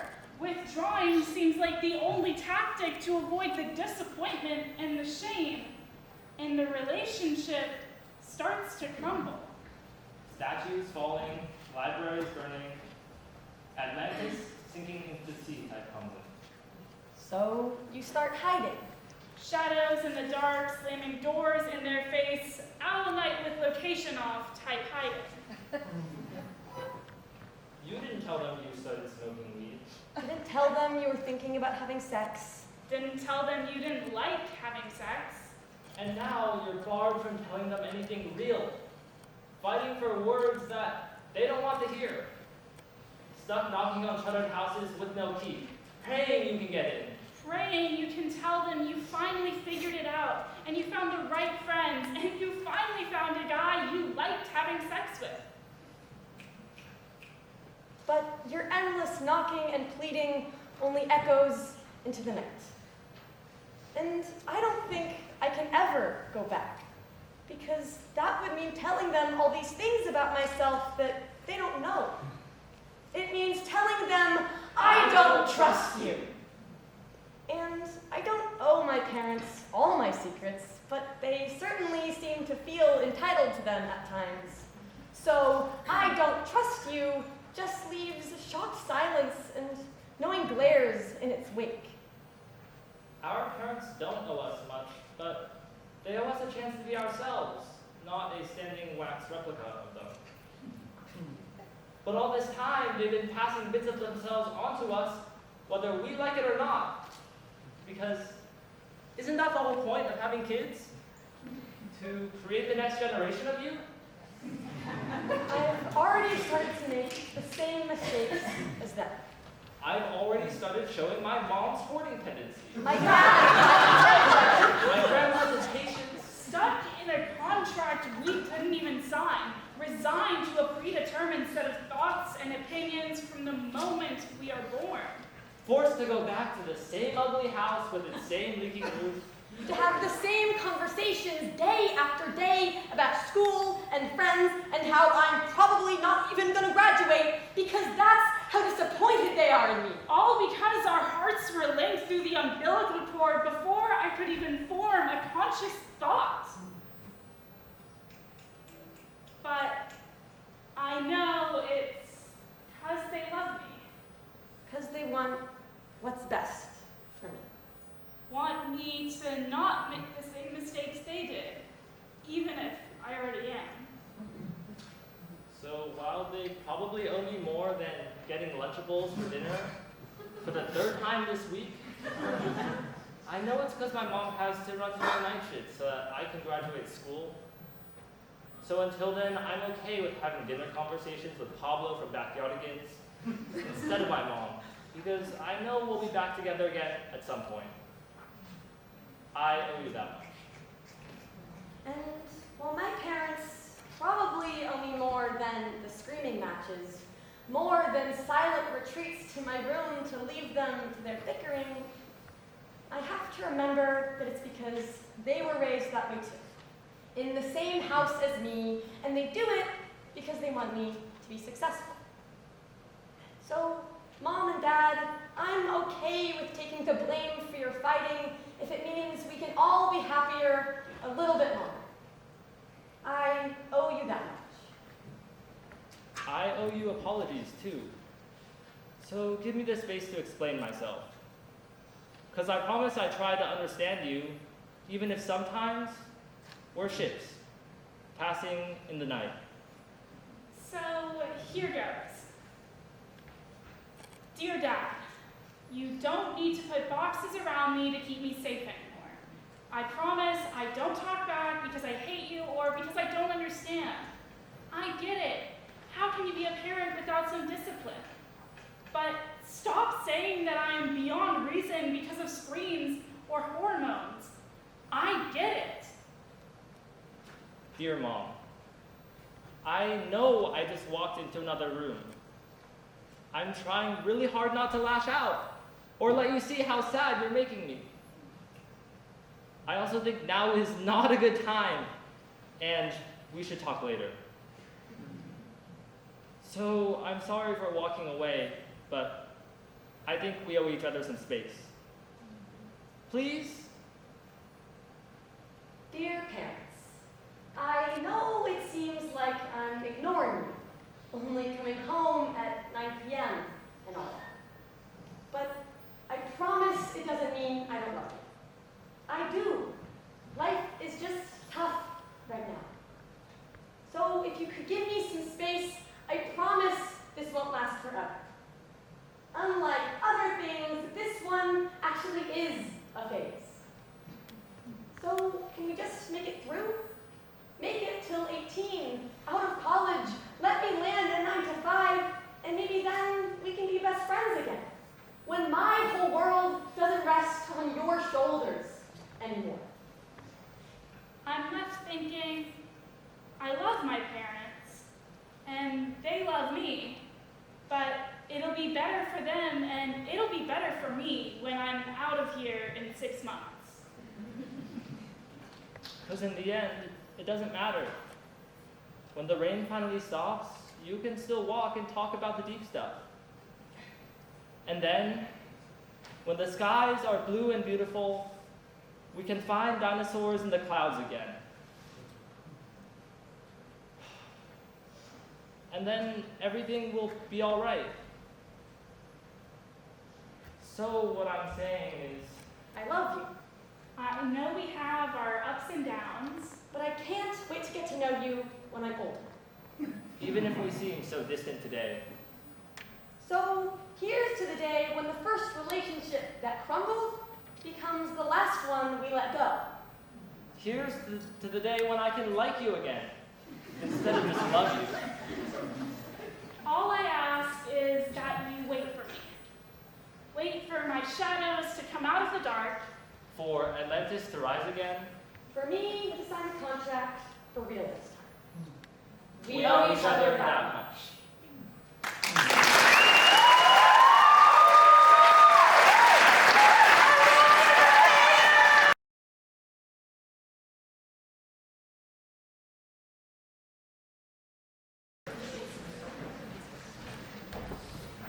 Ding!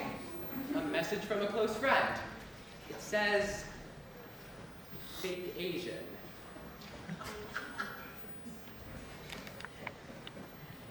Funny how it sticks like a parasite. It burrows deep into your mind, eating away at your self-image. It's funny how a lighthearted jab can feel like a gunshot. How a joke can be 2 words, 1,000 insecurities, and 1,000,000 questions all at once. How it forms tears, how it reveals what you don't know, how to act, how to look, how to talk, how to think. I am a fake Asian, an Asian in white skin, a Caucasian in brown skin, a Jew who goes to church, a Catholic who lights the menorah, a disappointment who doesn't believe in either. Who? A kid who doesn't know whether to ask out the cute girl, or the handsome guy, or the hot NB, and yet, with all these options, still manages to end up single. A kid who spends too much time deciding whether to wear a blouse or a tank top to school that day, who ends up wearing a t-shirt and pants under a baggy sweater because they couldn't decide. A kid who loves my culture, but never actually experienced it in the way you think is authentic. My name? Fake. My mood? Fake. My friends? Fake. My fashion, my art, my life, it's all fake, fake, fake. I am a kid who's confused, lost, and lonely. Yet, here I stand, just as Asian as you.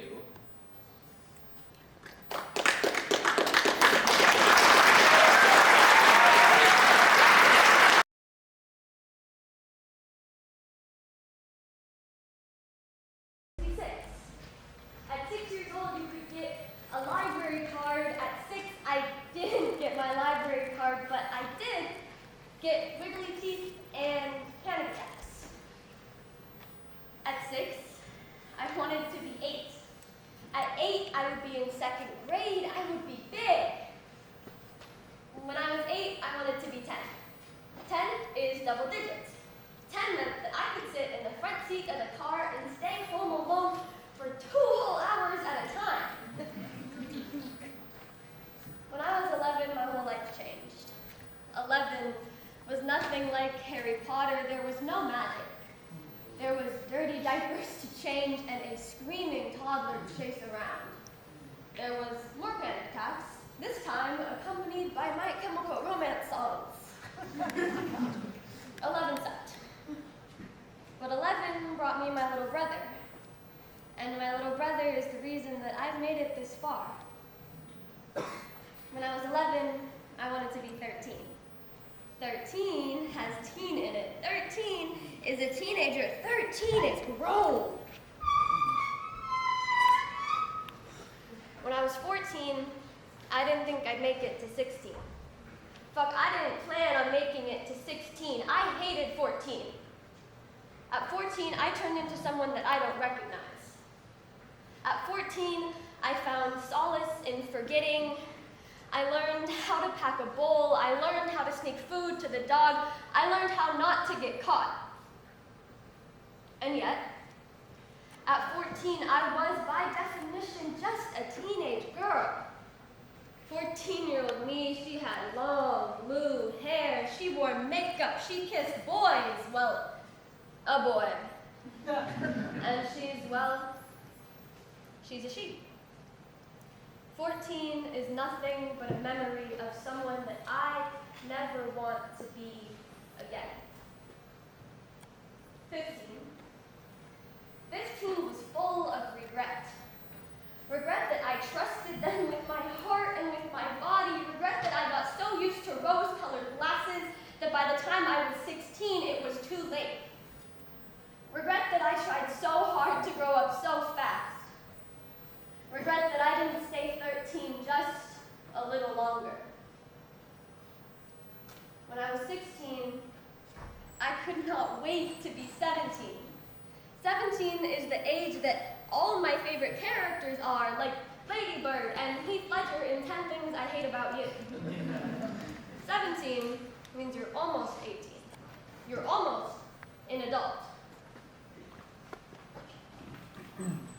At 17, I changed everything. I changed how I dressed, how I walked, how I talked about myself, how I viewed the world around me. At 17, I stopped dyeing my hair. At 17, I started writing again. At 17, I picked up my guitar for the first time in years. 17 was good. I spent 17 with the best people that I know. 17 was full of late-night drives and talks about crushes. 17 had 1 a.m. FaceTimes and talks about our sex lives and smoke sessions in my friend's basement. 17 was climbing trees with my friends, like the kids that we didn't get to be together. 17 was nothing like the movies, but it was everything I needed it to be. At 17, I found myself again. And at 17, I stopped wanting to get any older. And now I'm 18. I'm an adult. I still feel like a kid, clueless and wandering with no clue what I'm doing next. I know exactly who I am and who I want to be, but no goddamn clue how to get there. At 18, I have never felt so lost and so naive. I know so much and nothing at all, and I'm fucking terrified. But if there's one thing I know, it's that I will spend 18 wanting to be just that, and nothing more.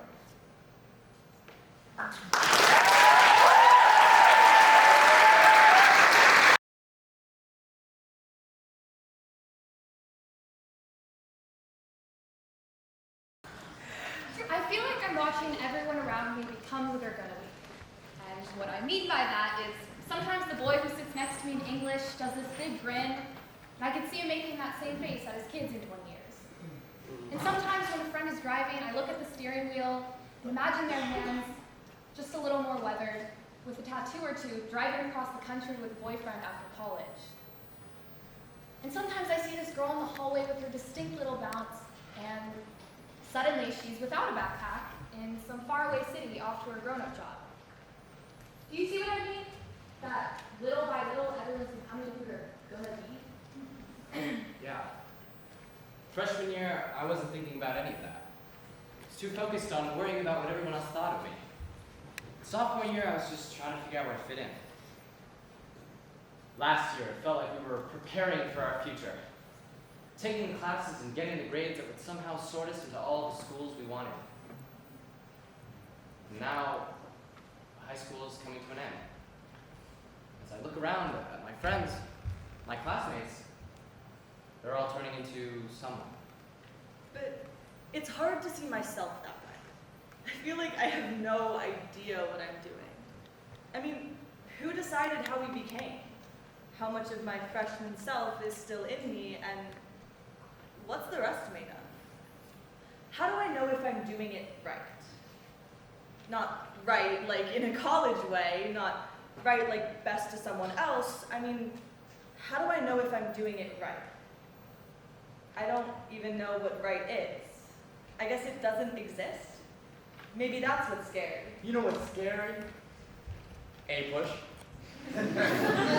Last year, I was co-pilot for A Push, and there were a lot of memorable moments. But there was one thing she said that really stuck with me, and I've been thinking about it a lot lately. History is not inevitable. We learn about it as a straight line, where only one possibility ever plays out. Of course, the Union won the Civil War. We all know that now. But what if they didn't? It wasn't guaranteed for the people living through it. The present is never as clear, never written in as straight of a line. Somewhere in the future, your path curves over the bend of the horizon, and try as you might, standing on your tiptoes, you just can't see what's next. They had no idea what's going to happen. I have no idea what's going to happen. My friend sent me this video about this woman who's a baker, right?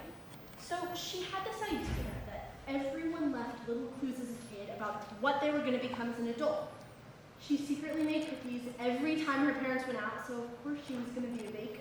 My mom was showing me her yearbook from high school, and she pointed out the boy who became a famous neurosurgeon, the girl who's now a news anchor. Was that meant to happen? How did their paths lead them to that? It feels retrospective to me. I mean, what if that baker lady had also loved writing little stories as a kid, and then become a writer? Would she have said that was her moment, her clue?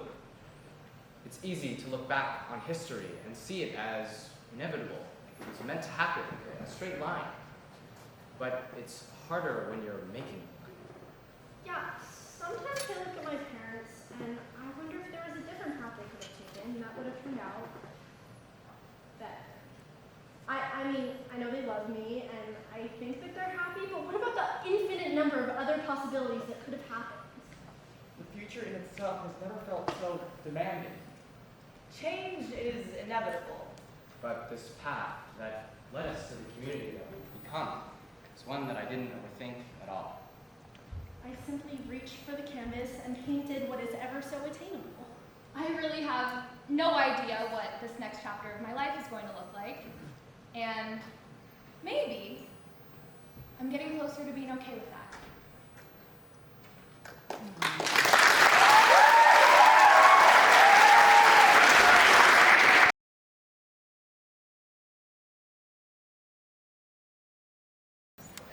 I yearn to be touched by words the way your hands are supposed to touch me. To feel the weight of words on my flesh and bone, the comfort of pressures when my nerves go numb. My body begs for my tongue in cheek to stomach real irony, in the same way you urge me to open up, unclench my canines and purse my lips to let others in. The same way I want empty promises to leave marks on my neck to be grasped where I'm all over, hands and in pieces, a name stuck in your throat and a morsel in your stomach. My tongue speaks in ways an illiterate would beg to read into, but my virgin ears are rendered late by bedroom eyes. I yearn for my first kiss to be the way lips taste in chapters, the way rosy cheeks are spelled, because the first is everything when you're courting a participation award. I crave sexual attraction in the vulnerability of kinks, curves, and loose screws. I want you to see my bones without craving them, like like a dog without carving my exterior like your blank canvas? Must I demand that you let my silhouette sleep, but not with another? You touch my skin the way names are sprawled on bathroom walls, etched so deeply as to never be forgotten. The same way bookmarked pages are never read. To make ends meet, must I demand to be unfolded the way ear corners are smoothed down? Because I dare to breathe, my back is to be marked like paper. But I have no right to keep my white sheets pure, untouched by the white house, white man, white fences. If looks could feel me up, I'd be pushing up white daisies too. I just haven't found the right person yet. And if I pray hard enough, they'll come, but the only salvation sure to come is between your legs. You want me on my knees, screaming his name like it's your own, to swallow, not spit, like the rest of the feeling world. Forgive me, for I am a sinner, guilty for blushing, but the heat is frustration, just not from between my legs. By law, I am to worship the bland and colorless. But I have no right to keep my white sheets pure, untouched by the white house, white man, white big fences. If looks could feel me up, I'd be pushing up white daisies too. You follow my lips, but don't heed the pleas they sprout. I pray my voice is louder than the moans of silence, the premature babble you can't make out with. I know you yearn to mount me like the art piece I am. Bend me the way you do straws and persecute with the tongue down my throat. But I refuse to mold my curves to fit the shape of your hands. I would rather you choke dry than suffocate in your heat. Only when I am meters underground will someone read the writing in my name. The letters on my tombstone will outlast the hands muffling cries, the ones between thighs crying lies from my hips and sugar highs from my lips. Hell knows I'll sleep in my obituary with my legs uncrossed, knowing that your fingerprints have never marked my body, knowing that the only hands that have tasted my skin are my own. The tears I shed will be justified by my muted corpse, still just a warm body. I'll rest when the flowers finish and my name is screamed in grief. And only then will my last words be touched by another mouth.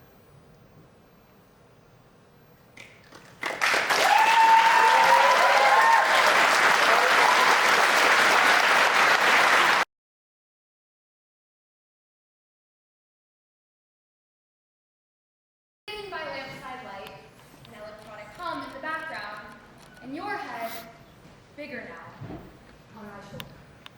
From afar, we are a perfect picture of sisterly love. We're reading drama by Rhetorical Questions, only on chapter 3. It's night 3. You haven't read much. I can see on your version of our shared face, more like your mother's, that you are bored, stumbling through words and taking long pauses. My face, more like her father's, grows impatient, wishing that I had passed our mother's love of words on to you sooner. Yet another item added to the long list of making up for lost time. See, it's an undeniable fact that I sort of checked out for the past few years. A classic case of teenage angst mixed with golden child burnout. I call them my lost years. You call them ages 5 to 7 when Big Sis had a lot of me time. I've existed for your whole existence, an intentional, constant, yet ages 5 to 7 were a blur, and I'm sorry I wasn't there. I know in your eyes when I say I need me time, and that same look comes on your face. I know in the mention of experiments we never conducted. I know in the way you tell me, leave me alone. It feels like a comeback. That you know I wasn't there, and you know it was my choice. And for that, I'm sorry.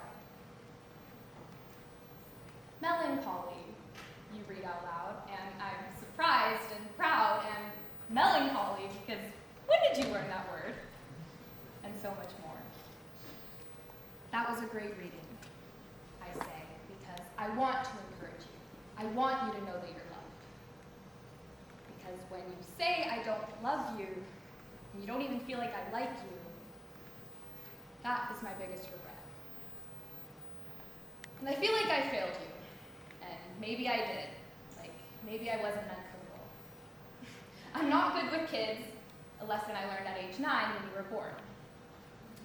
At age 13, I rejected the responsibility to live for someone else's life and not mine, and I checked out.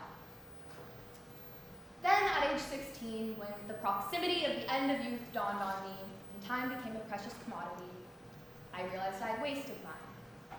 I realized that we exist for each other's existence, bond only adequately honored by time.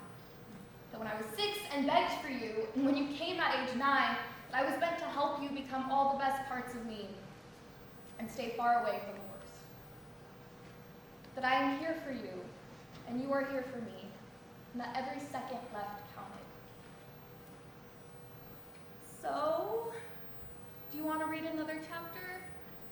I know it's late, but you read so well, and I want to hear more. I'll voice the other characters, maybe attempt an accent or two if you want, and when we're done, I'll tuck you in and give you a kiss on the forehead. And tomorrow we can do the same, and we'll get to chapter 5, and then 10, and then we'll finish the book. And if you want, we'll start another. And when I can't be here to read anymore, we'll call, and we'll visit. And I want you to tell me everything, and ask questions, and tell revelations, because I love you. And I want you to know that. I love you.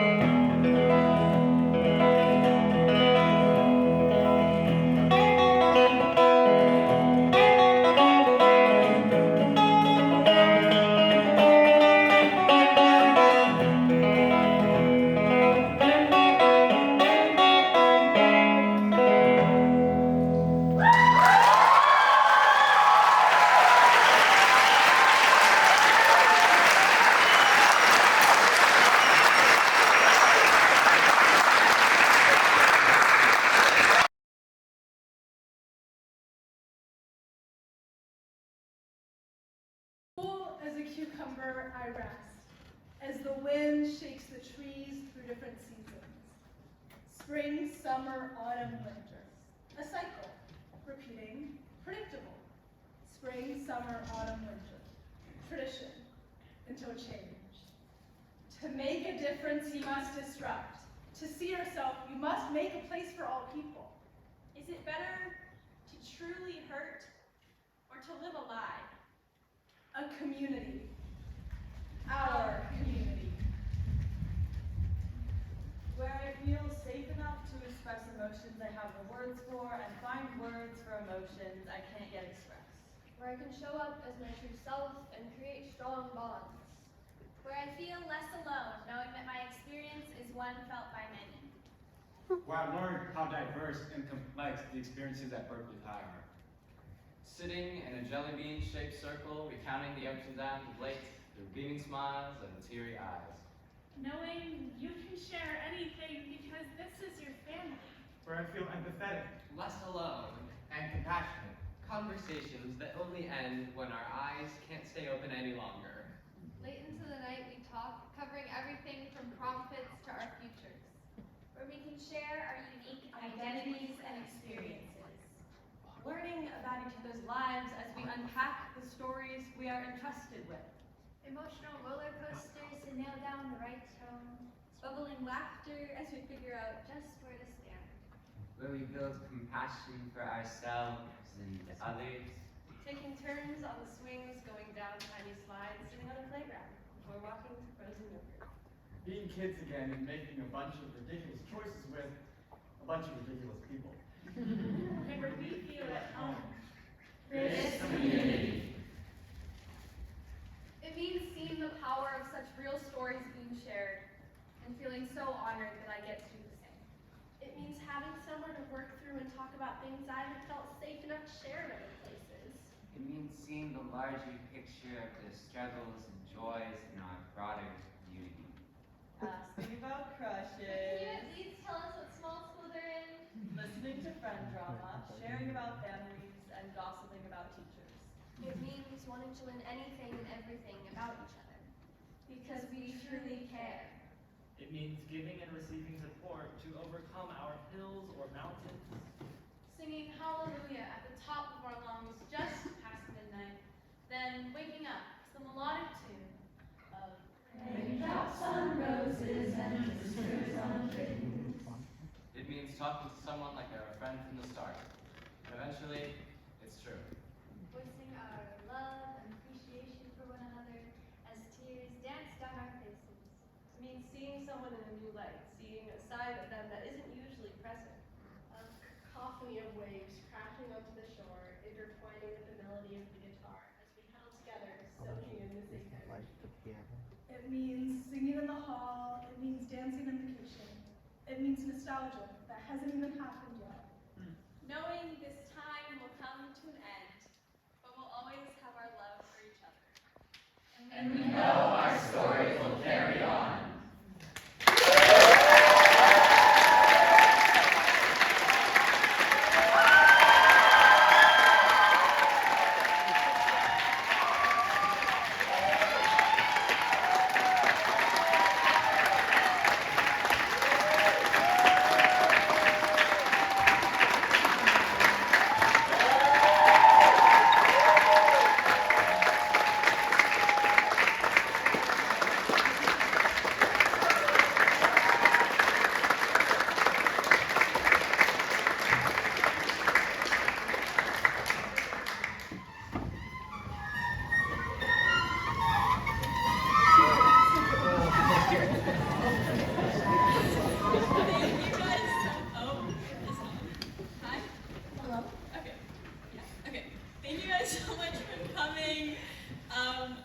We hope you enjoyed the show.